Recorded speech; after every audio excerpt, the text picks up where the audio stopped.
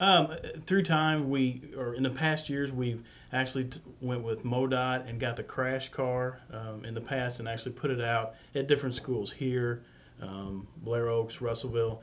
Kind of gives the kids an idea when they pass it. That's a car that someone had a fatality in due to drinking and driving. So it kind of gives them an idea of what could happen to them if they do that.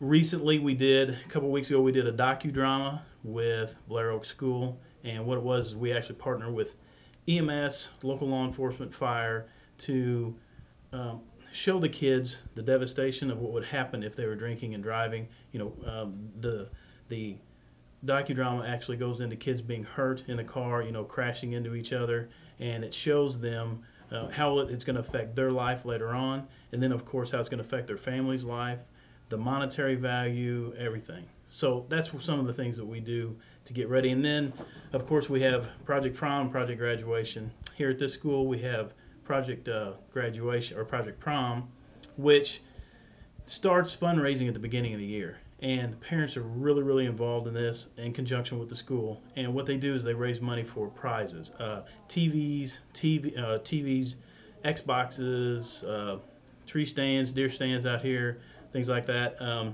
And the kids are all given a prize pretty much that attends this Project Prom, and it gives them an alternative to be here at the school and be safe as compared to going out and maybe making a wrong decision, a wrong choice. It's an exciting time for them, and now with the parents being really involved with it, it really helps. It is. Our prom was from 9 till midnight, and then from midnight to about 4 or 5 o'clock in the morning, they're here in the school.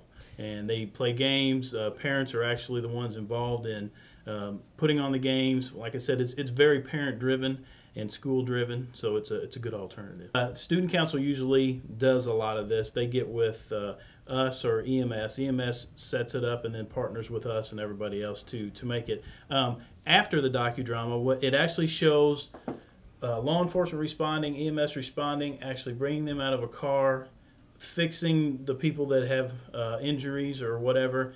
Law enforcement is dealing with the driver who has been drinking. They are later on taken and put into a patrol car, given the idea that they were arrested for, at least driving while intoxicated.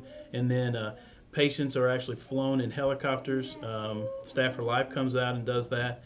Then at the very end, they come into the big auditorium or a gymnasium, and they do things such as put 10 pairs of shoes out on the floor, and these 10 pairs of shoes represent these 10 people that are dead or from the accident. And actually the students know these other students, and what they do is they say, okay, this person and this person are gone, no longer gone. And they kind of do some sort of a ceremony for them saying that they're gone, and it gives them an idea. They're seeing their fellow students that they know, just not somebody on TV or a picture, but they see someone who they know personally is gone, and it affects them very hard. Yeah, what are some of the student reactions to that?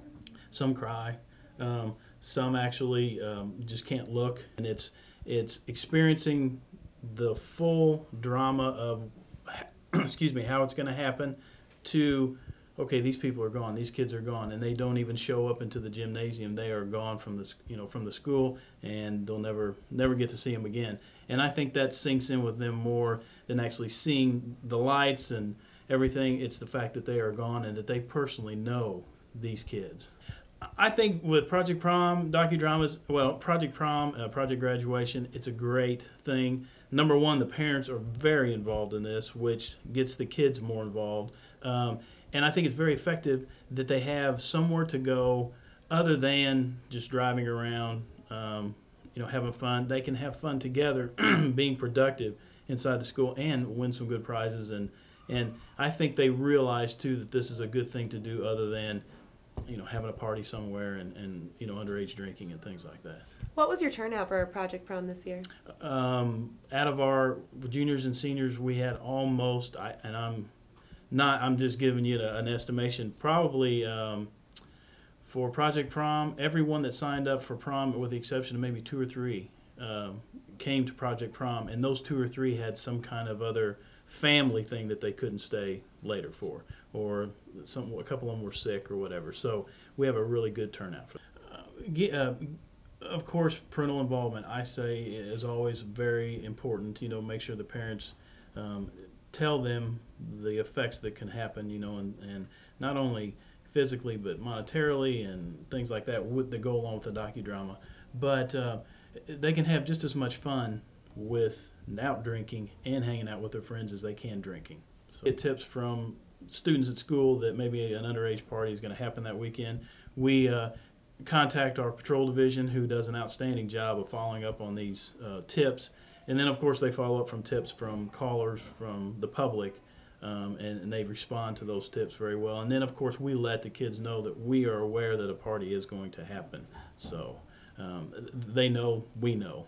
So, how do you let them know that you know what's going on? Basically, through other kids. Some of them will say, "Hey, did you hear about this?" And all you have to say is, "Yes, I did hear about this."